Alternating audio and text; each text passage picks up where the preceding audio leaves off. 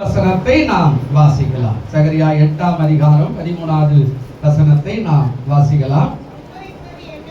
என்னவென்றால், யூதா வம்சத்தாரே, இஸ்ரவேல் வம்சத்தாரே, நீங்கள் புறஜாதிகளுக்குள்ளே சாபமாய் இருந்தது போல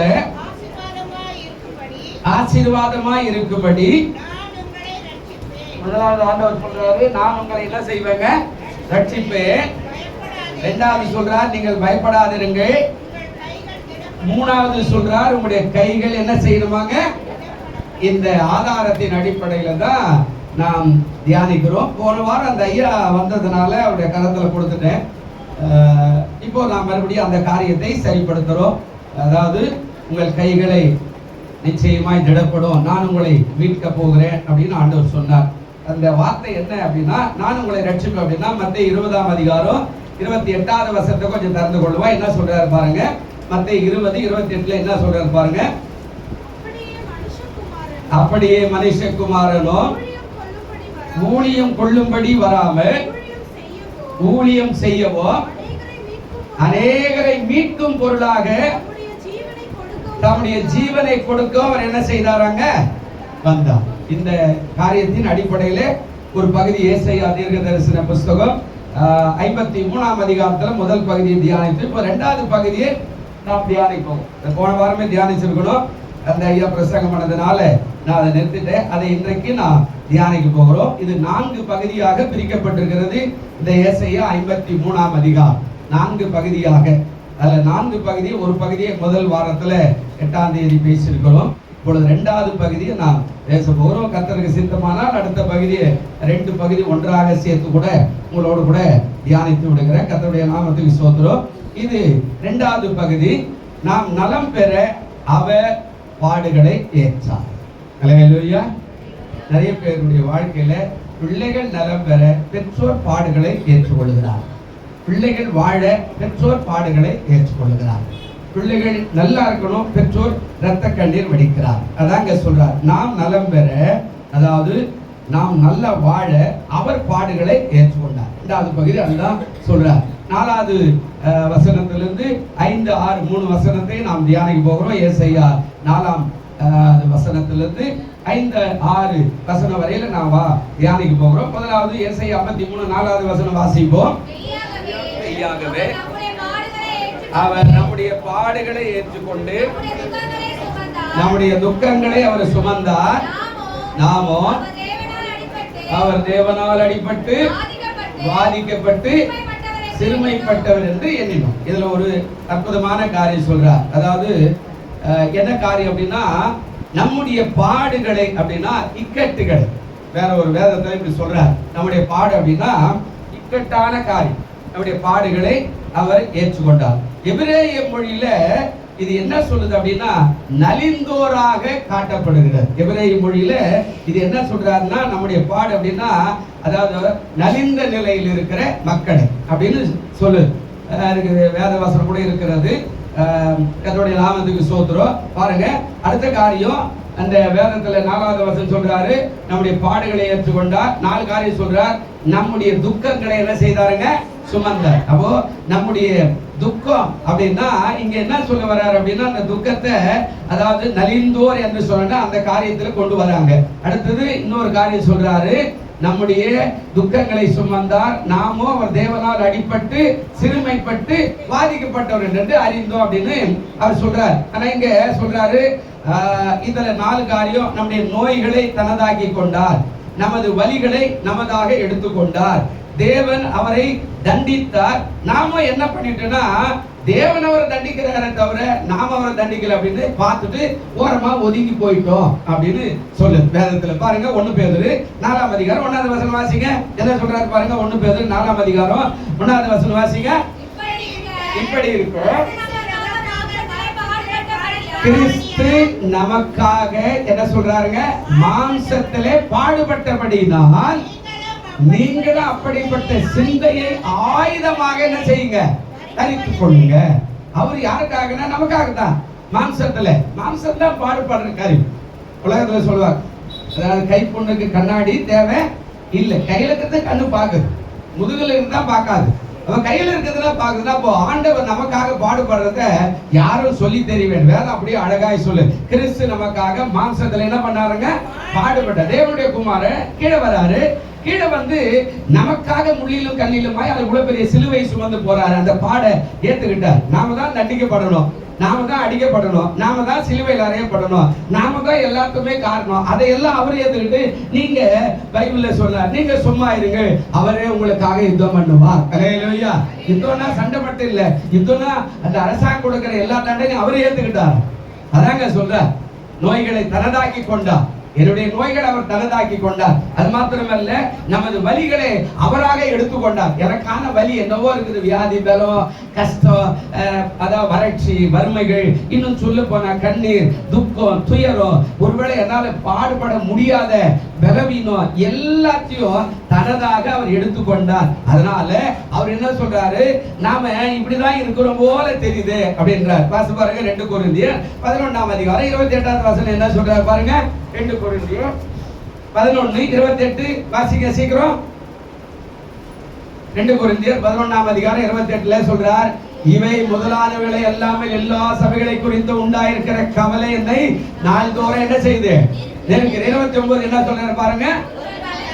ஒருவன் பலவீனனானால் நானும் பலவீனாகிறதில்லையோ, ஒருவன் இடறினால் என் மனம் எரியாதிருக்குமோ. அப்படின்னா என்ன அர்த்தம்னா, இயேசு சபைக்காக வருகிறார், மக்களை சபையாக மாற்றுகிறார், மனவாட்டியாய் மாற்றுகிறார். அப்போ இந்த மெய்யாகவே மெய்யாகவே மெய்யாக அப்படின்னு சொன்னாங்களே, இதனுடைய அர்த்தம் என்ன அப்படின்னா, அதை சொல்றார், எனதாக அவர் எடுத்துக்கொண்டார். நான் எதுவுமே எடுத்துக்க வேண்டிய அவசியமே இல்லை, என்னதான் அவர் எடுத்துக்கிட்டார்.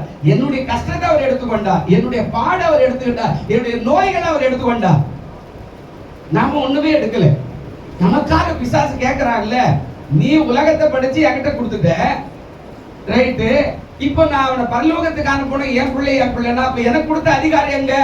அப்ப எனக்கு என்ன அந்த கேட்கிறான், எனக்கு என்ன கொடுப்ப அப்படின்னா, ஆண்டவர் சொல்றாரு, அந்த மக்களை விட்டுரு, அந்த மக்களுக்காக என் ஆவி ஆத்துமா சரீரத்தையே நான் உனக்கு தரேன். ஹல்லேலூயா. அப்போ ரத்தம் சிந்தது இல்லாமல் பாவ மன்னிப்பு இல்லை. அப்ப அந்த சிலுவைக்கு போகணும்னா யார் போனோம்? நாம தானே போனோம். நாம போல, நமக்காக அவர் எடுத்துக்கிட்டார், நமக்காக அவர் எடுத்துக்கிட்டார், நமக்காக அவர் பாடுபட்டார், நமக்காக நம்முடைய துக்கங்களை அவர் எடுத்து பிசாசுக்கு அர்ப்பணிச்சார். என்ன எடுத்துக்கப்பா, என் ரத்தம் ஒண்ணு அவனுக்கு கொடுக்குற, அதானப்பா ஜீவன், அதானப்பா உயிர், அந்த ரத்தத்தையே உனக்கு காணிக்கையா தர, என் மக்களை வாழ விடு. ஹல்லேலூயா சொல்லுங்க, ஹல்லேலூயா. ஆனா நாம எப்போதுமே பிசாசோடவே தான் நடக்கணும்னு ஆசைப்படுறோம். பரிசுத்தமாவோ உண்மையாகவோ சத்தியத்தின்படியோ தேவனுக்கு பிரியமானபடியோ நாம நடக்கலாம். ஆதாமுடைய வழி நமக்கு இன்னும் ஒட்டிக்கிட்டே தான் வருது.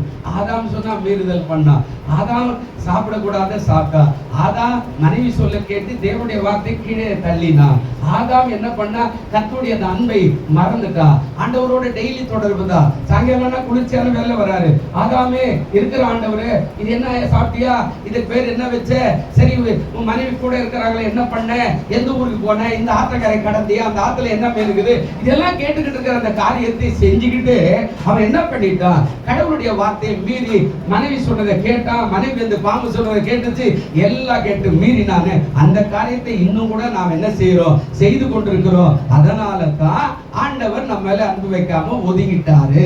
இப்ப அதை சரிப்படுத்த அவர் நம்முடைய வலிகளை எடுத்துக்கொண்டார். அதாங்க சொல்றார், ஒருவன் பலவீனானால் நானும் பலவீன ஆகிறது இல்லையோ. எவ்வளவு அற்புதம்! யார் சொல்லுவா இந்த வார்த்தை? கடவுள் என்ன அழகா சொல்றார், ஒருவன் பலவீனம், நாம பலவீனம்னா அவர் பலவீனமாய் பிதாவிடத்தில் சொல்றார், பிதாவே என் பிள்ளைகள் பலவீனமாய் இருக்கிறார்கள். ஹல்லேலூயா.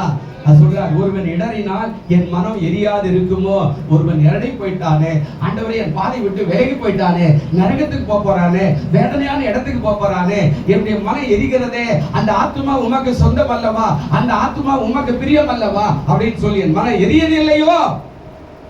அதனால்தான் இந்த 4வது வசனம் சொன்னார், மெய்யாகவே அவர் நம்முடைய பாடுகளை என்ன செய்தாருங்க, ஏற்றுக்கொண்டு. நம்முடைய பாடு அவர் ஏற்றுக்கிட்டார்.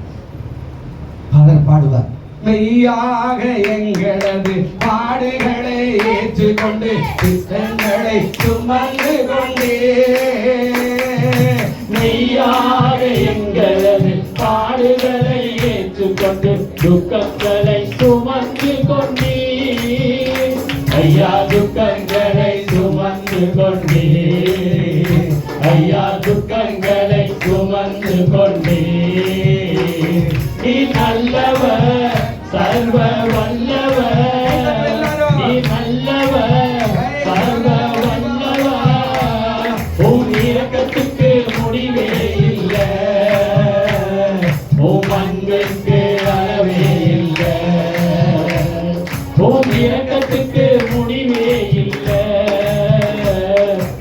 அன்பிற்கு அளவே இல்லை. அவை காலை தோறும் புதிதாயிருக்கும், அவை காலை தோறும் புதிதாயிருக்கும். மனதுருகும் தெய்வமே ஏசையா, உம்மை மனதார துதிப்பேன் ஸ்தோத்தரிப்பேன். அல்லேலூயா. ஆண்டவருக்கு ஸ்தோத்திரம். இரண்டாவது இதுல இப்போ 5வது வசனத்தை வாசிக்கலாம். என்ன சொல்றாரு பாருங்க. இப்போ இதுல ஒரு சம்பவத்தை பேசுறாரு. மேல நம்முடைய துக்கம், நம்முடைய பாடு, எல்லா நோய்கள், எல்லா வலிகள் எல்லாத்தையும் எடுத்துக்கிட்டாராம். இப்ப 5வது வசனம் பேசுறாரு, நம்முடைய மீறுதல்களின் நிமித்தம் அவர் என்ன பண்ணாருங்க? காயப்பட்டார். நம்முடைய மீறுதல்லாம் ஆதாம் மீறிட்டான் பாருங்க, சாப்பிடாதடா அப்படின்னாரு.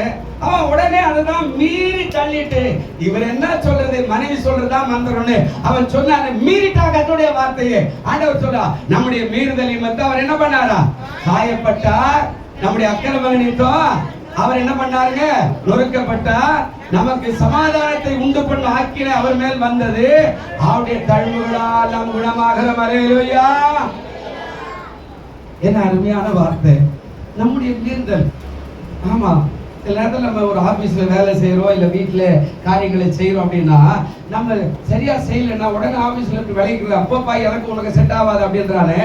அது போல ஆதாம ஆண்டவர் விளக்குனா கூட என்ன பண்ணாரு? நீ பூமிக்கு போகணும் அப்படின்னு ஒரு தோல் உடை உண்டாக்கி அவனுடைய நிர்வாணத்தை மூடி, அந்த நிர்வாணத்தோடு கூட பூமிக்கு வராதபடி அவனை மறைவிடமாக கொண்டு வந்து பூமியில வச்சு, நீ பாடுபடு, இந்த பூமி உனக்கு கஷ்டமா இருக்கும், இது வரைக்கும் லவ்கவா இருந்தோம், எட்டி பழிச்சு சாப்பிட்ட கறியோ இப்ப எட்டாம அது தூரமா நிற்கும், அதுக்கு உழைச்சுதான் நீ சாப்பிடணும் அப்படின்ற கட்டளை வந்து விட்டது. ஒருவேளை இது எல்லாம் உனக்கு கையளிக்கப்பட்டது, எல்லாம் இலவசமா இருந்தது, இப்ப எல்லாம் இலவசம் கிடையாது. நீ அதாவது கஷ்டப்பட்டு தான் சம்பாதிக்கணும், அந்த காரியத்தை நான் உனக்கு உண்டாக்கிட்டேன் அப்படின்னு சொல்லிட்டார். அதான் சொல்றார், நம்முடைய மீறுதல் நிமித்தம் அவர் என்ன பண்ணாராங்க? காயப்பட்டார். நமக்காக ஏன் அவர் காயப்படணும்? யோசிச்சு பாருங்க, நமக்காக ஏன் அவர் காயப்படணும்? மருத்துவமனைக்கு போனா ஒரு அம்மா சொல்லுது, கர்த்தருக்கு ஸ்தோத்திரம், அந்த அம்மா அதாவது பிள்ளைக்கு 28 29 வயசு, அந்த பிள்ளைக்கு ஆபரேஷன் பண்ணணும், ரத்தம் கொடுக்கணும் டாக்டர் கேட்கிறார். ஆனா இந்த அம்மாக்கு 60 65 வயசு, இந்த அம்மா கொடுக்க முடியாது. இந்த அம்மா போய் கேக்குது, சார் என் மகன் தானே, என் ரத்தத்தை எடுத்துட்டு சார், என் ரத்தத்தை கொடுக்குறேன் சார். அந்த டாக்டர் சொல்றாரு, அம்மா உனக்கு சுகர் இருக்குது, உனக்கு பிபி இருக்குது, உன்னுடைய ரத்தத்தை நான் எடுக்க முடியாது, 2வது வயசு ஆயிடுச்சு, இந்த ரத்தம் அவ்வளவு சீக்கிரம் வந்து உன் மகனுக்கு எடுக்க முடியாது, நான் வேற ஒரு ரத்தம் எடுத்தா கூட உன் ரத்தத்தை இன்னொருத்தருக்கு ஏற்ற முடியாதம்மா, வீட்டுல போய் நல்லா இருக்கிற ஆளை கூட்டு வாமானா. இல்ல சார், யாரும் வரமாட்டான், என் மகன் சாகர மாதிரி இருக்கிறா சார், என் ரத்தத்தை நீ எடுத்துக்க சார், என் ரத்தத்தை எடுத்துக்க சார் அப்படின்னு கேக்குது. ஆண்டவர் சொல்றார், நம்முடைய மீறுதல் நிமித்தம் அவர் என்ன பண்ணாருங்க?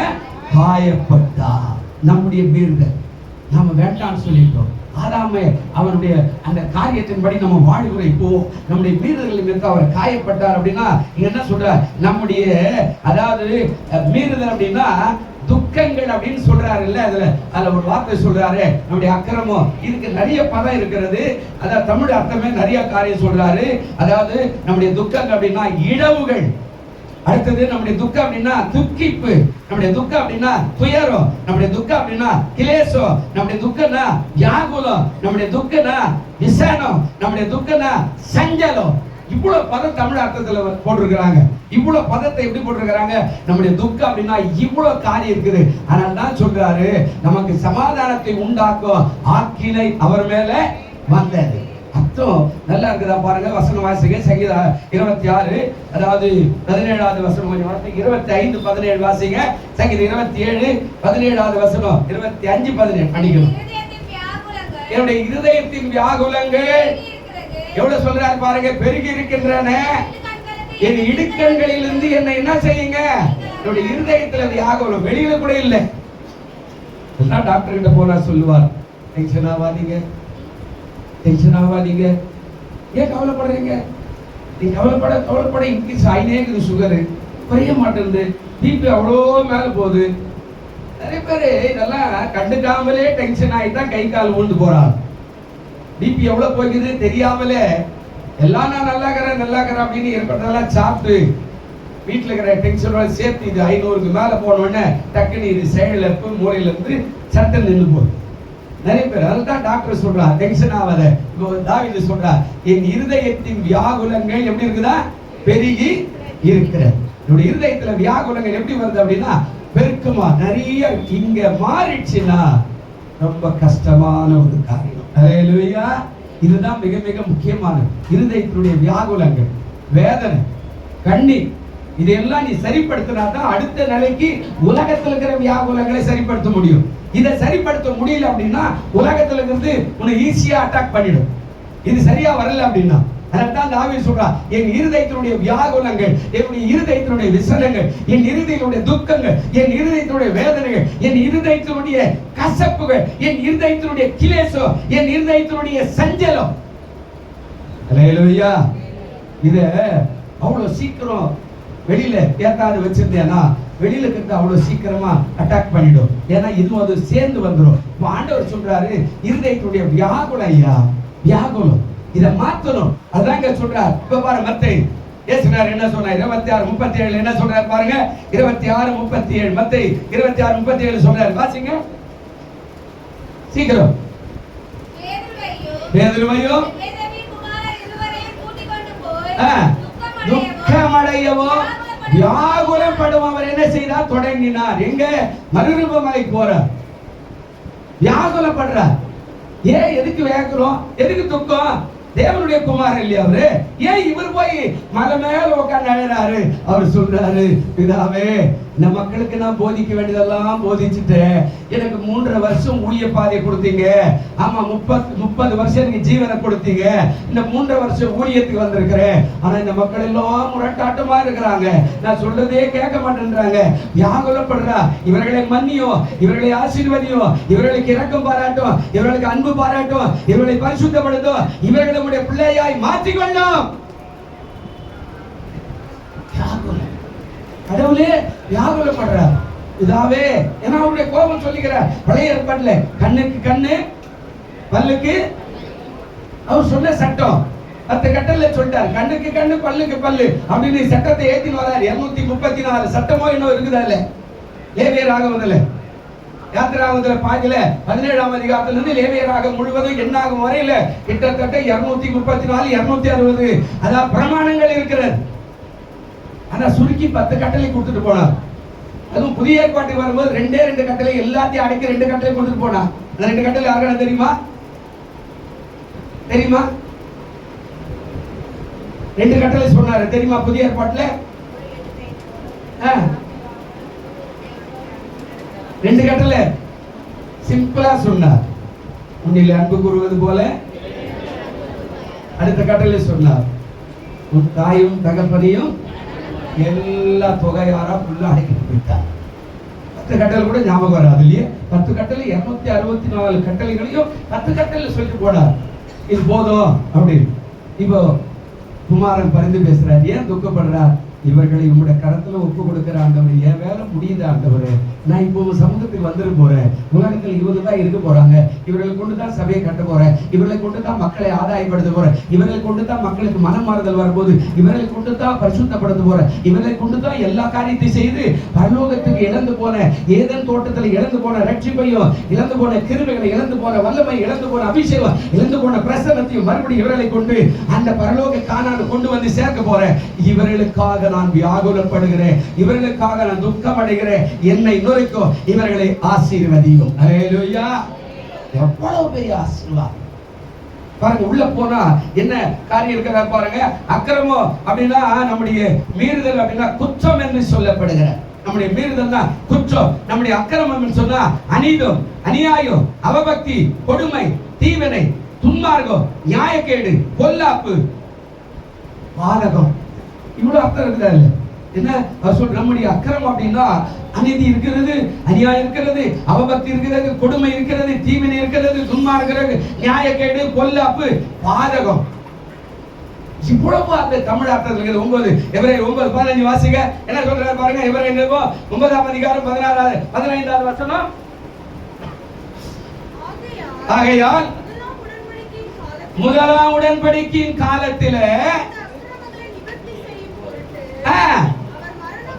இந்த அக்கிரமங்களை நிவர்த்தி செய்யும் பொருட்டு அவர் மரணம் அடைந்து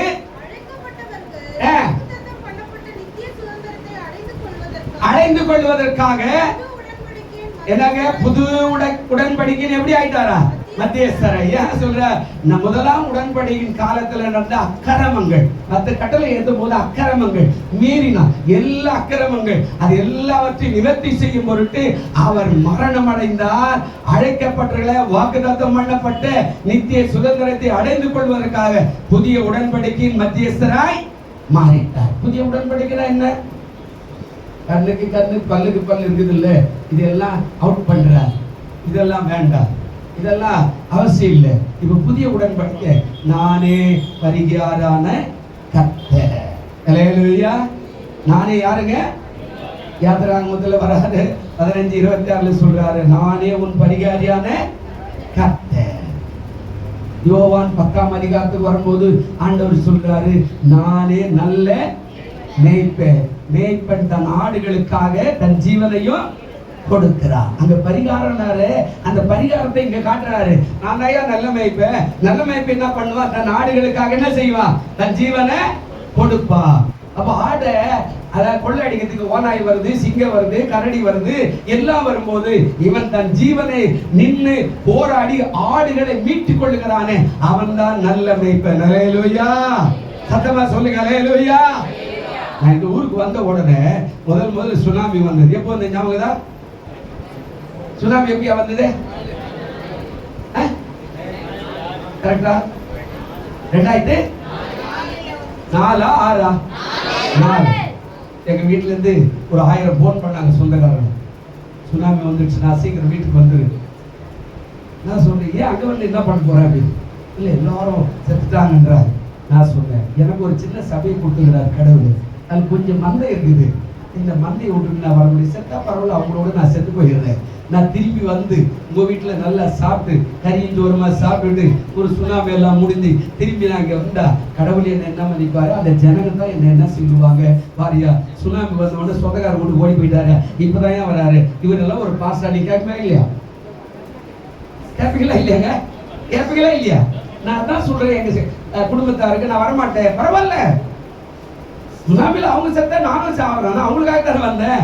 நான் விட்டுட்டு வந்து வீட்டுல சோறு துண்டு வந்து மறுநாள் வந்து அவன் யாரும் வருவான் மதிப்பானா? அதனால என்னால வர முடியாது. பரவாயில்ல, கொரோனா வரும்போது கூட கூப்பிட்டா நான் வரமாட்டேன்.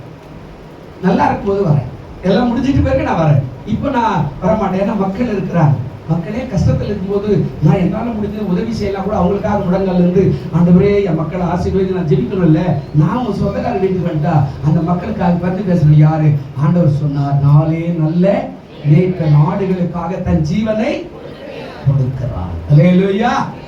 நீங்க காணிக்கை கொடுத்தீங்க, குர்ஆன்ல கொடுக்காது போனீங்க, அதை பத்தி எல்லாம் கவலையே கிடையாது. வாடகை கொடுத்தோம், கொடுக்காது போனோம், அதெல்லாம் கவலையே கிடையாது. ஆனா இங்கேயே உட்கார்ந்துக்கிட்டு எல்லாரும் சொன்னா, எப்படியா எல்லாரும் வேலைக்கு போயிட்டாண்டி, ஆண்டவர் சொன்னா வேலைக்கு போறேன், இல்லைன்னா இந்த ஜனங்களுக்காக தான் பாடு பண்ண, அதுக்காக தான் இங்க இருந்திருக்கிறேன், அதை விட்டு நான் போக மாட்டேன் அப்படின்னு சொன்னேன். கர்த்தர் எத்தனையோ ஊழியக்காரங்களை வேலைக்கு போயிட்டாங்க. ஆனா இப்பதான் அதை வேலைக்கு போல உங்க மூலியமா கர்த்தர் அற்புதங்களை செய்தார். ஹல்லேலூயா. தங்களை தட்டுமா? ஹல்லேலூயா. எல்லாரும் சொன்னா, எல்லாரும் போயிட்டாயா, நீங்களே பண்ண ஒட்டி கேட்ட குடும்பம் கூட இல்லை. அதை பத்தி எல்லாம் எனக்கு கவலை இல்லை. இயேசுநாதர் அழைச்சார், என்னை போஷிப்பார். அப்ப சொல்றாரு, என்ன சொன்னாரீங்க? அதாவது நம்முடைய உடன்படிக்கை, புதிய உடன்படிக்கை என்ன அப்படின்னா, தியாகம் பண்ணி அடிக்கப்பட்டு ரத்தம் சிந்தி இந்த உடன்படிக்கை பிசாசுக்கு முன்னாடி இருக்க வச்சார். இந்த சில்வர் தான் கிராஸ்.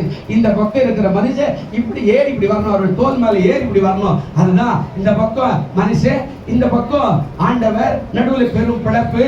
அதனால தான் கெட்டகுமார கதையில பேசுவார் ஆண்டவர். என்ன சொல்லுவாரு?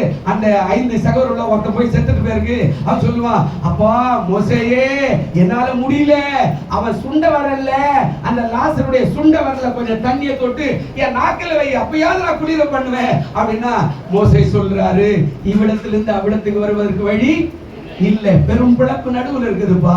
அப்போ நீ ஒண்ணு செய்யுங்க, அந்த லாசரை உயிரோட நீங்க ஊருக்கு அனுப்பி, கூட பிறந்தவங்க 5 பேர் இருக்கிறாங்க, அவங்களுக்கு போய் சொல்லுங்க இது மாதிரி ஒரு சம்பவம் இருக்குது அப்படின்னு சொன்னா. அவர் சொன்னாங்க, தீர்க்கதரிசிகள் ஊழியக்காரங்க, அவன் சொன்னா அவன் கேட்கலன்னா யார் போய் சொன்னாலும் கேட்க மாட்டான் அப்படின்னு சொன்னார். நல்ல கவனிங்க, அந்த பெரும் பிளப்பை தாண்டணும் அப்படின்னா இந்த மனுஷன் சிலுவை வழியாக ஆண்டவருக்குள்ள அக்கறை போனா தான் பரலோகம். அதனால தான் சொன்னார், நானே வழியும் சத்தியமா ஜீவனமாய் இருக்கிறேன், என்னால் அன்றி ஒருவன் எங்கால் முடியாது.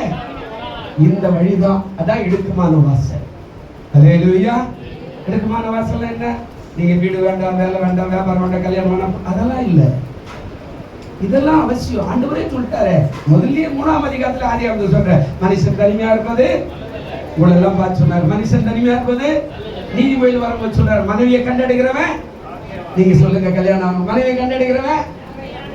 வாயே திறக்க மாட்டேன்றீங்களேம்மா, பார்த்துங்கம்மா, உங்களை பத்தி வாயே திறக்க மாட்டேன்றாங்க. மனைவியை கண்டெடுக்கிறவன் நன்மையானதை கண்டெடுக்கிறான். மனைவிதான் நன்மை. உலகத்துல கூட பிறந்த சகோதரிகளோ அம்மாவோ அப்பாவோட காலம் வரைக்கும் தான், கடைசி வரைக்கும் வாழ போறது யாருங்க? மனைவிதான். ஆண்டவர் அவ்வளவு காரியத்தை சொல்லிட்டு போனார்.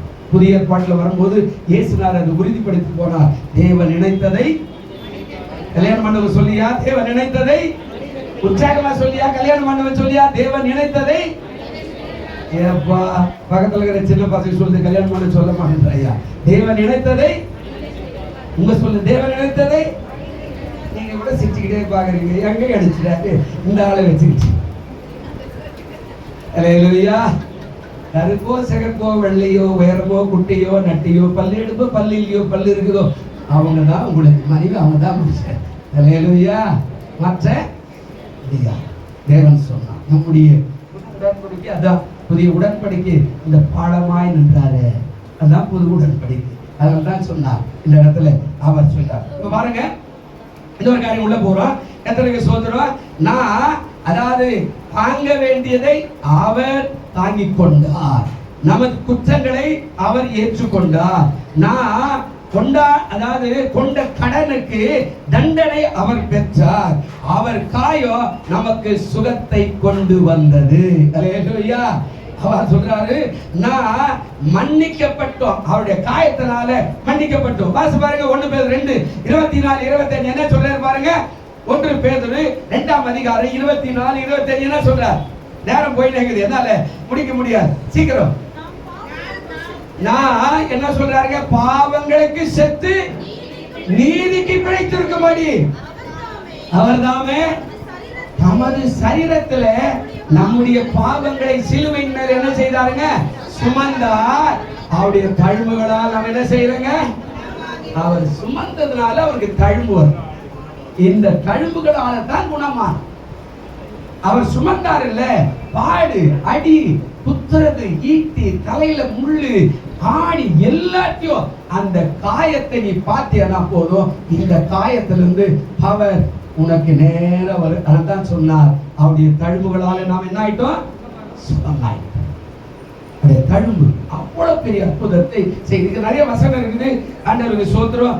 யோவான் 3ஆம் அதிகாரம் 17வது வசனம் பாருங்க. ஒரு வார்த்தை சொல்றாரு. யோவான் 3ஆம் அதிகாரம் 17வது வசனம் என்ன சொல்றாரு பாருங்க. உலகத்தை ஆக்கினைக்குள்ளாக தீர்க்கும்படி தேவன் தம்முடைய குமாரனை உலகத்தில் அனுப்பாமல் அவராலே உலகம் ரட்சிக்கப்படுவதற்காக அவர் என்ன பண்ணாரா?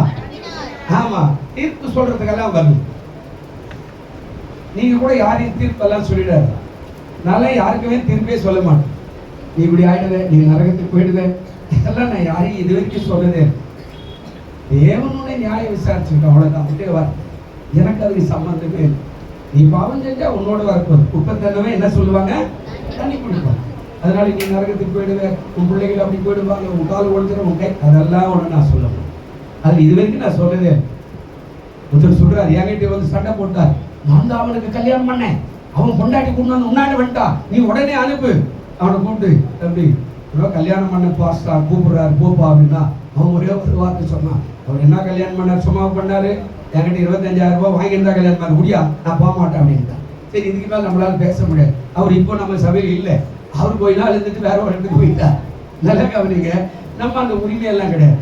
ஆண்டவருக்குள்ள இருந்தேன்னா நீ உண்மையாயிரு, பரிசுத்தமாயிரு, நன்மையாயிரு, கர்த்தர் உன்னை ஆட்சிப்பு. அதுக்காக நான் சாபலாம் உண்டுனா அதனால தாங்க சொல்றாரு, நான் எதுக்கு வந்திருக்கிறேன் அப்படின்னா, எனக்கு நியாயத்தை கொடுத்து எவனெல்லாம் கீழ்படியில் அவனா நரகத்துக்கு அனுப்புறதுக்கு, அந்த உத்தியோகத்துக்கு நான் வரல. அவர் சொல்றாரு, அவராலே உலகம் என்ன செய்யப்படணும்? ரட்சிக்கப்படுவதற்காகவே அவர் என்ன பண்ணுகிறாரு? அனுப்பி இருக்கிறார். ஸ்தானாதிபதி வேலை அவ்வளவுதான். சொல்ல வேண்டிய கருத்தை சொல்றோம். கேட்டா நீ ஆசீர்வாதம், கேட்கலன்னா உனக்கான தண்டனை. அதை விட்டுட்டு நான் நியாயத்துக்கு சொல்லி நீ இப்படி போயிடுவே, நீ அப்படி போயிடுவே, நீ அங்க ஆயிடுவோம், உன் குடும்பம் இப்படி ஆயிடும், உன் பேர பிள்ளை இப்படி ஆயிடும், உன் பொண்ணுங்க அப்படி ஆயிடும், உன் பிள்ளை, இதெல்லாம் எனக்கு உத்தியோகம் கிடையாது. அது எனக்கு சொல்ல. ஆனா நீதியை பேசணும். நான் இப்ப கூட தைரியமா சொல்றேன், நீதியை பேசணும். நீ விசுவாசினா தசமா கொடுக்கணும். நீ வருஷம் ரொம்ப நாளைக்கு ஏமாத்தவே முடியாது. ஏமாத்தினா அதுக்கான தண்டனை உனக்கு வரும். நீ தசம்பா கட்டாயம் கொடுக்கணும். நீ என்ன வேலை செய்யற, ரோடு வேலை செய்யற, வீடு வேலை செய்யற, அந்த வேலை, இதெல்லாம் கவலையே கிடையாது. இது நீதியான காரியம். நீ தசம்பா கொடுக்கணும். என் சமூகத்துக்கு வரும் கையா என்ன செய்யாத வராத. ஞாயிற்றுக்கிழமை நீ காணிக்கு போகணும். ஒண்ணுமே இல்லைங்க. நேற்று வரைக்கும் நல்லா ஆப்பிள் பழமா வாங்கி சாப்பிட்டு இன்னைக்கு கை வீசி கடைக்கு போலாம், மிட்டாய் வாங்கி சாப்பிடலான்னு வந்தா ஒண்ணும் நடக்காது. வெறும் கையை வராத. கொண்டு வந்து உனக்கான பறிபொருளை உன்னை போட்டு போ. அடுத்தது நீதியாய் வாழணும், நியாயமாய் வாழணும், உண்மையாய் வாழணும். மனைவிக்கு அன்பு காட்டி அந்த மனைவியை தேசிக்கணும், புருஷனுக்கு கீழ்ப்படியணும். இதெல்லாம் நீதியான காரியம். இதெல்லாம் நம்ம சொல்லணும். நான் சொல்லல அப்படின்னா நான் பாவி ஆகிட்டேன். சொல்லுங்க அல்லேலூயா. கல்யாணம் பண்ணி வைக்கும் போது சொல்றோம், கல்யாணத்துக்கு அப்புறம் பிரசங்கம் பண்றோம். இப்பதான் பரலோகத்துக்கு போகும். இதெல்லாம் நீ விட்டுட்டேன்னா சும்மாவே அப்படியே ஊஞ்சல் ஆடிக்கிறதெல்லாம் பரலோகத்துக்கெல்லாம் போயிட முடியாது. இந்த கட்டுப்பாட்டு உள்ளதான் அந்த இடுக்கமான வாசல்லாம் இப்படிதான் வாழணும், இப்படிதான் ஜீவிக்கணும், இப்படிதான் தூங்கணும், இப்படிதான் படுக்கணும், இப்படிதான் பேசணும். சும்மா இங்க ஆவில இருந்து அனிவாசி போட்டு வெளியில போய் கட்ட வார்த்தையெல்லாம் பேசினா அது ஆவிக்குரிய வாழ்க்கை இல்லை. அப்ப நீதியை சொல்றோம், அதான் என் வேலை. மற்றபடி தண்டனை கொடுக்கறதால என் வேலை கிடையாது. நான் உனக்கு சாபம் கொடுக்குற வேலை என்னால் செய்ய முடியாது. நீ கொடுத்தாலும் சரி, கொடுக்கலாலும் சரி, என் வயிற்றுக்கு ஆண்டவர் யார் என்ன கொண்டாந்து பாரு, இந்த ஊழியத்தை யாரை கொண்டாந்து செய்வார். ஆனா அதுக்கான குறைவு உண்மையில் தான் இருக்கும், மாறாது. ஏன்னா மந்தையின் மேல கவனமா இருந்தா ஆண்டவரே சொல்லிக்கிறாரு. அப்ப மந்தை எதுக்கு செய்யணும்? அந்த மேய்ப்பனுக்கு நீ பாலை கொடுக்கணும், மேய்ப்பனுக்கு அதாவது ஆடையை கொடுக்கணும், மேய்ப்பனுக்கு எல்லாருக்கும் உதவியா இருக்கணும். நீ செய்ய மாட்டேன்னா அதுவும் பாடு, ஆண்டவர் பாடு. அதுக்காக நான் தண்டனை கொடுத்து நீ அப்படி ஆயிடுவே, நீ இப்படி போய், அதெல்லாம் என்னால செய்ய முடியும். இது வரைக்கும் நான் செய்யல, இனியும் நான் செய்ய மாட்டேன். அல்லேலூயா. சொல்லுங்க அல்லேலூயா. எனக்கு அதெல்லாம் விருப்பமே கிடையாது. எல்லாரையும் ஆசீர்வதித்தான் பண்ணு, கொடுக்கலனாலும் சரி ஆசீர்வதி. காலையில முட்டி போடும்போது நான் சொல்லுவேன், சபையை ஆசீர்வதி ஆண்டவரே, கர்ப்பிணியா அந்த ஆசீர்வதி, கல்யாணம் ஆகணும், இந்த வருஷம் கல்யாணம் ஆகணும் ஆண்டவரே. ஜெபிக்கிற வேலையாக நீ கல்யாணம் ஆகும்போது பாய் டாட்டா காட்டிட்டு நீ போனா அதுவும் வேலை, எனக்கு அது சம்பந்தம். ஆனா நிலைச்சு கடி கொடுத்தேன்னா அதுவும் உனக்கு ஆசீர்வாதம். இது நீதியான காரியத்தை நான் பிரசங்கம் பண்ணணும். இதை விட்டுட்டு உங்களுக்கு தண்டனை நேரம் கொடுக்குறதுக்கு எனக்கு அந்த வேலை கிடையாது. ஊழியக்காரர் தான் செய்தார். அவர் சொல்றார், நான் நியாயத்துக்கு வரல, ரட்சிக்கப்பட வேண்டும் என்று நான் வந்தேன். இப்போ உள்ள போகும். அடுத்த காலம் 6வது வசனம், சீக்கிரம் 6வது வசனம் என்ன சொல்றாரு வாசிங்க. நாம் எல்லாரும் என்ன சொல்றாருங்க? நாம் எல்லாரும் ஆடுகளை போல வழி தப்பி திரிந்து அவனவன் தன் வழியிலே போனோம். கர்த்தரோ நம்ம எல்லாருடைய அக்கிரமத்தை அவர் மேல என்ன பண்ணினாரா? என்ன ஆச்சரியமான வார்த்தை. 2வது பகுதி சொல்ற, நம்ம எல்லாரும் ஆடுகளை போல எப்படி ஆயிட்டாங்க? வழி தப்பி திரிந்தோம். போனோம் கூட சொல்ல, வழி தப்பி திரிந்து, வழி தெரியல எங்க போறது. ஆமா, வழி தப்பி திரிந்தோம். அவனவன் தன் வழியில போனான். பாவத்துக்கு போனவன், அக்கிரமத்துக்கு போனவன், சாபத்துக்கு போனவன், மீறுதலுக்கு போனவன், ஆமா இந்த வழியில போனவன், இந்த வழியில போனவன், அதே திருட்டு வழியில போனவன், அதே போய் பேசுற வழியில போனவன், அதே ஏமாத்துற வழியில போனவன், அதே விபச்சார வழியில போனவன், அதே வேசித்தன வழியில போனவன், அதே மனைவிக்கு துரோகம் பண்ணவன், அதே புருஷனுக்கு துரோகம் பண்ணவன், அதே பிள்ளைகளுக்கு துரோகம் பண்ணவன், பெற்றோருக்கு துரோகம் பண்ணவன், அவனவன் வழியில அவனவன் போனோம். அல்லேலூயா. ஆண்டவர் சொன்னார், கர்த்தரோ நம்ம எல்லாருடைய அக்கிரமத்தையும் நம்ம செய்ய வேண்டிய தண்டனை எனக்கு ஆவியான உணர்த்துறார். ஏசாயா தீர்க்கதரிசன புஸ்தகம் 41வது அதிகாரம் என்று நினைக்கிறேன். 7வது அல்லது 8வது வசனம் கொஞ்சம் வாசிங்க. 41 என்னங்க? இல்ல 41. ஆண்டவர் சொல்றாரு, நான் பூமியின் கடையாந்திரங்களில் இருந்து உன்னை நான் கொஞ்சம் என்ன பண்ணிருக்கிறேங்க, எடுத்து 8வது 9வது வசனத்துல வரும், எடுத்து அதன் எல்லைகளிலிருந்து அழைத்து வந்து, நீ என் தாசன், நான் உன்னை தெரிந்து கொண்டேன், நான் உன்னை வெறுத்து விடவில்லை என்று சொன்னேன். ஊரே சுத்திக்கிட்டு இருக்கிறவங்களை கூப்பிடுறார், பாப்பா தம்பி வா, தங்கச்சி வா. பாஸ்டர் தான் வரணும்னு இல்லை, பக்கத்துல ஒரு விசுவாசி போகுது, ஏக்கா எப்படிங்கிற, எல்லாத்துக்கும் சொல்ற ஒரே துக்கமா இருக்கிற, பக்கத்துல இதெல்லாம் ஒரு சர்ச் இருந்தா போக்கா, உனக்காக ஜெபம் பண்ணுவாங்க, நீ நல்லா ஆயிடுவே சொல்றாங்களே. அதுதான் தேவதூதன் மூலியமா ஆண்டவர் அனுப்புறாரு. ஒருவேளை டிவி திறக்கிற டக்குனு ஏதோ டிவில யாரோ ஒருத்தர் பேசிருக்கிறார், மகளே உன் காரியம் ஜெயமாய் மாற்றுவேன் என்று சொல்றார். அதான் உன்னோட கூட ஆண்டவர் பேசுறார். ரோட்ல போற ஒரு கை பிடித்து கொடுக்குறாங்க, அதை வாங்கி விட பயப்படாதே. ஏதோ ஒரு மரணத்துக்கு போற மாதிரி துக்கத்தோடு போற பயப்படா, ஐயோ என்னோட யாரும் பேசினார், அப்ப பக்கத்துல ஒரு சபைக்கு போற, அதான் உன்னோட பேசினார். இவர் சொல்றார், பூமியின் கடையாந்திரங்களில் உன்னை நான் என்ன செய்யறேன், எடுத்து அதன் எல்லைகளிலிருந்து எங்க கொண்டு வர அழைத்து இந்த ஆடுகள் இருக்கிற இந்த தொட்டியில கூட்டு வராரு. அழைத்து அதன் எல்லைகளை அழைத்து வந்து அவர் பேர் வைக்கிறார். என்ன பேருங்க? நீ என்னுடைய, நமக்கு 1000 பேர் வச்சிருக்கிறாங்கல்ல அப்பா அம்மா, அது ஒரு பேரு, நீ என் தாச, நான் உன்னை என்ன செய்த, தெரிந்து கொண்டேன். அல்லேலூயா. தெரிந்து கொண்டா, தெரிந்து கொண்டா, மகனாக மகளாக தெரிந்து கொண்டா, தெரிந்து கொண்டா, தெரிந்து கொண்டா, மகனாக மகளாக தெரிந்து கொண்டா. நான் இயேசுவின் பிள்ளை, பயமே இல்லை. சொல்லுவோம், ஆமென் ஆமென். இயேசுவின் பிள்ளை, பயமே இல்லை, நாளும் சந்தோஷமே. அல்லேலூயா. தெரிந்து கொண்டா. கடைசியா சொல்றா, நான் உன்னை என்ன செய்யல, பாவம் செய்ததுனால உன்னை நான் என்ன பண்ணல, வெறுத்து விடவில்லை. மனம் திரும்புறதுக்கு தான் சிறைச்சாலைன்னு சொல்லுவாங்க. அங்கேயே போய் நான் மறுபடியும் அதே தப்பு செய்யணும்னா அது சிறைச்சாலை இல்லை, பாவமான சாலை. நான் அடிக்கடிக்கு சொல்லுவேன், உலகத்துல மருத்துவமனை ஒரு பக்கம் ஆரோக்கியமான ஆசீர்வாதத்தை கொடுக்கிற இடம், இன்னொரு பக்கம் அதே மருத்துவமனை நம்மை மரணத்துக்கு ஏதுவாக தள்ளுகிற ஒரு இடம். லட்சக்கணக்கான மக்கள் அந்த மருத்துவமனை நம்பி போறாங்க, இந்த டாக்டர்களை நம்பி போறாங்க. உண்மையை பேசுறா, நான் இப்படி வியாதியில் இருக்கிறேன், என்ன படிச்ச படிப்பெல்லாம் போட்டு கசகலாம், இவனுக்கு என்ன மருந்து கொடுத்தா சரியாவா, இந்த நர்சுகள் சொல்ற இந்த மருந்தை ஏத்து. அப்போ அது சுகமாக்கி ஆரோக்கியமாகிற ஒரு இடம். அது சொற்கள் கூட சொல்லலாம். சில பேர் மறைச்சிட்டு பேருக்கு சொல்லுவான், நரகண்டா போவாதா அப்படின்னு சொல்லுவான். நான் சொல்லுவேன், மருத்துவமனை ஆரோக்கியமான ஒரு இடம், அது ஆசீர்வாதத்தை கொடுக்கிற ஒரு இடம். அல்லேலூயா. அப்ப அந்த மருத்துவமனை நம்ம வெறுக்க முடியாது. இங்கதான் சுகம். எவ்வளோ பேர், லட்சக்கணக்கான பேர் சுகமாயிட்டு போறாங்க. நர்சுகளை பார்க்கும்போது எனக்கு ரொம்ப ஆச்சரியம், தியாகம். குடும்பத்துல 1000 காரியங்கள் இருந்தாலும் அந்த அம்மாமார் வந்து பேஷண்ட் கிட்ட அன்பான வார்த்தை பேசும்போது அன்னைக்கு அவங்க உள்ள சந்தோஷமாயிடுவாங்க. வியாதி இல்லையா? நம்ம நினைக்கிறோம் அந்த அம்மா, அதெல்லாம் இல்லை. தியாகம், டாக்டர்கள் தியாகம், நர்சுங்க தியாகம். டீ கூட குடிக்காத ஆபரேஷன் பண்ணிருப்பான் 3 மணி வரைக்கும். டீ குடிக்க மாட்டான், 4 மணிக்கு தான் ஓடுவான் டீ குடிக்க. கத்தருக்கு சோத்திரம், தியாகம். அப்போ மருத்துவமனை சுகத்தை தருகிற ஒரு இடமாகத்தான் ஆண்டவர். அப்போ அந்த மருத்துவமனை போலதான் சபை சுகத்தை கொடுக்கிற இடம். அல்லேலூயா. சொல்லுங்க அல்லேலூயா. இங்கே வருகிறவன் சுகமாக வேண்டும், இங்க வருகிறவன் விடுதலை பெற வேண்டும், இங்க வருவன் ஆரோக்கியம் அடைய வேண்டும். அதுக்கு தான் தேவன் சொன்னார், நான் உன்னை என்ன செய்யல, வெறுத்து விட. நீ பாவம் செஞ்சிட்ட, நீ பாவம் செஞ்சிட்ட, ஆனா நான் உன்னை வெறுக்கல. அன்போடு சொல்றேன், வருத்தப்பட்டு பாரம் சுமக்கிறவளே, நீங்கள் எல்லாரும் யார் இடத்துல வாங்க, குஞ்சாமி கிட்ட போங்க. கன்சாமி அதான் சொல்ல, வருத்தப்படுறியா, பாரம், நீங்க எல்லாரும் என் இடத்துல வாருங்க, நான் உங்களுக்கு என்ன கொடுக்குறேன், ஆசீர்வாதம். அல்லேலூயா.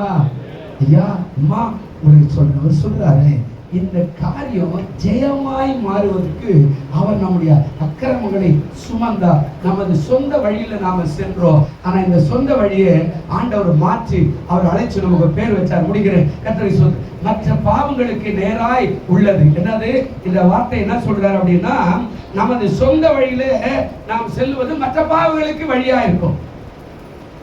ஒரு கூப்பிடுறோம், கேட்டா சர்ச்சுக்கு வரல தம்பி அப்படின்னு கேட்கிறோம்.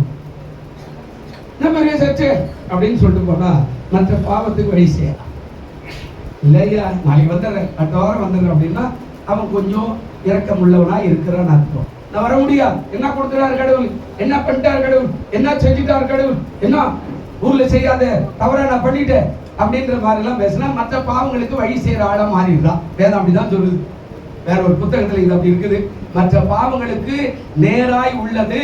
ஆதாம் முதல் எல்லா மக்களும் குற்றவாளிகள். ஆதாம் என்ன பாவம்னா ஆதியாகமம் 3:6 வாசிக்க சீக்கிரம் முடிச்சது. 2 வசனத்தை சொல்லிடுறேன். ஆயிப்போச்சு, டைம் ஆயிப்போச்சு.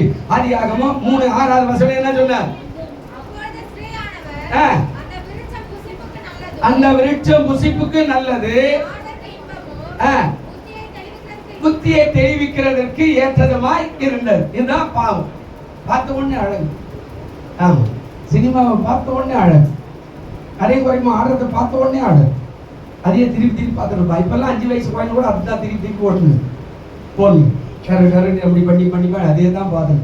அதை பிடிக்கிட்டு அழுது அவ்வளோ இன்வால்வ் ஆகிட்டான் 5 வயசு குழந்தை. ஏன்னா நம்ம அந்த மாதிரி பழகிட்டு சாப்பிட மாட்டேன், இது போட்டு கொடுத்து பார்த்துக்கு அப்படின்னா அவன் அதிலே பழகிட்டுனா அதே போட்டு கேட்கறான். பாவம் பழகிடுச்சுன்னா மாற்ற முடியாது, ரொம்ப கஷ்டம். அதாங்க சொல்றாரு, ஆதாம் முதல் எல்லா மனிதரும் குற்றவாளிகள்.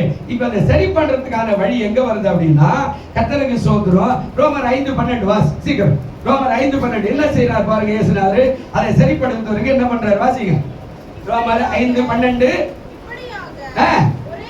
ஒரே மனுஷனால பாவமும் பாவத்தினால மரணமும் உலகத்துல பிரவேசித்தது போலவும் எல்லா மனுஷரும் பாவம் செய்தபடியால் மரணம் எல்லாருக்குள்ள வந்தது போலவும் இதுவும் ஆயிடுச்சு. ஒரே மனுஷன் அவன் மூலியமா தான் அந்த வேறு அப்படியே போகுது. ஆதாம் மூலியமா மாறல. இதை மாற்றுவதற்கு ஒரு மரணம் தேவை. அந்த மரணம் தான் நம்முடைய ஆண்டவராகிய இயேசு. அல்லேலூயா சொல்லுங்க, அல்லேலூயா. நீங்க நான் செய்ய முடியுமா? அவர் தான் மரிச்சார். பழைய ஏற்பாட்டுக்கு போனோம்னா போக்காடுன்னு ஒன்று இருக்கும். அந்த போக்காடு மேல ஜெபம் பண்ணி அந்த ஆசாரியை கையை வச்சு அந்த ஊர் மேல தோத்தி விட்டுருவான்.